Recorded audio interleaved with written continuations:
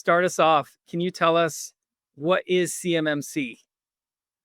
Okay. It's going to be belabored. Everyone probably already knows from all these things, but CMMC is the Cybersecurity Maturity Model Certification Program.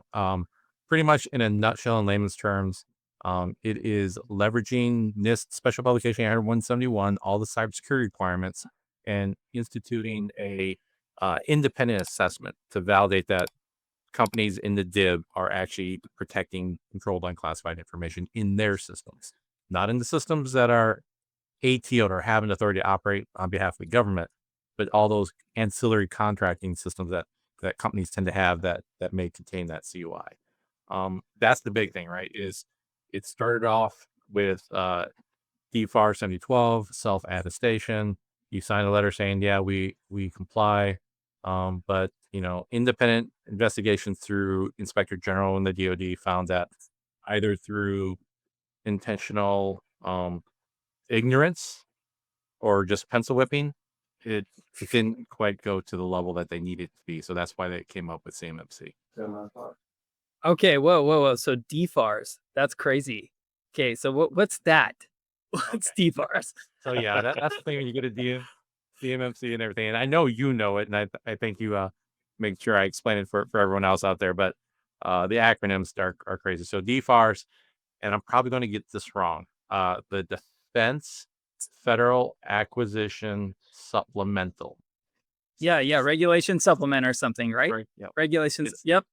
it's the DoD's guidance or additional requirements for acquisition of any sort of IT system or anything really when they purchase it through a contract.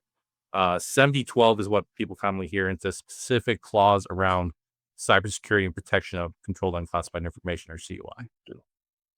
Yeah. And as somebody who's relatively, especially compared to you two, relatively new to the world of cybersecurity and compliance, um, the big difference here, the big aim here is we're not just talking about the primes that are contracting directly with the government agencies, right? We're talking about subcontractors and everything underneath. Is that accurate? Yeah.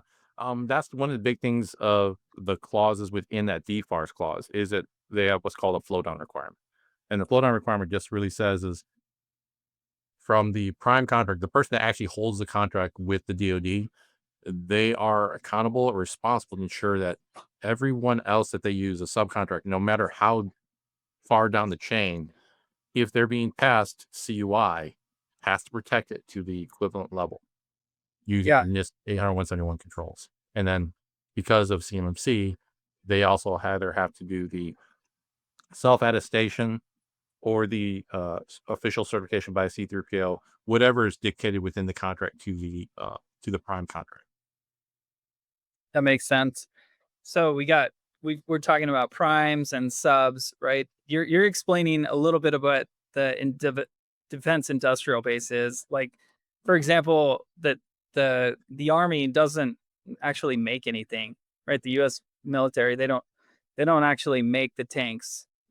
Maybe kind of explain a little Yeah. bit about that, right? Let's get So, an example. yeah. A prime gets a So, gets a tank. It seems easy, right? They can just uh, build it, right? I don't know. You got me explaining something in the Army. I'm retired Air Force. So Okay, that's okay. really what it is this. That we all hear about the DIB. The DIB is the Defense Industrial Base. And that's really the shared partnership between the DoD and all the various private companies that are providing services, like tanks and airplanes and everything else. So take it from a tank to a plane, right? So the DoD in all their glory will say, we need, looking toward the future, we need some sort of weapons platform or some widget that can do this. And they outline what that requirement is for whatever they have to say for a fighter plane. Fire plane has to be able to travel this fast, has this range, carry this payload, whatever it is.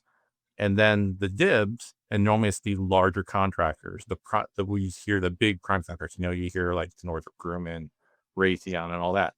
They will assemble a team, whether they can figure out providing those services or build those things in house, or they bring in their supply chain, which are the subcontractors to provide specific parts, and they develop that and engineer that solution, and they put it out for bid to the government. The government picks whichever one they want.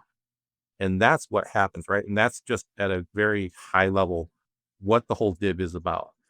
the DoD says, we want this, and these are the things we need it to do. And private companies say, we can do that. Either I can do it myself, or I bring in all my supply chain or bring in teaming partners. And here's that solution. We say it meets what you need. And then the government gets into negotiation with, we like this person based on the cost and quality and whatever criteria they make the decision on. And that's who wins the contract. And from there, that's where CMC really comes to play with the rules that are coming in, saying that to be able to be awarded it, right? Everyone can compete.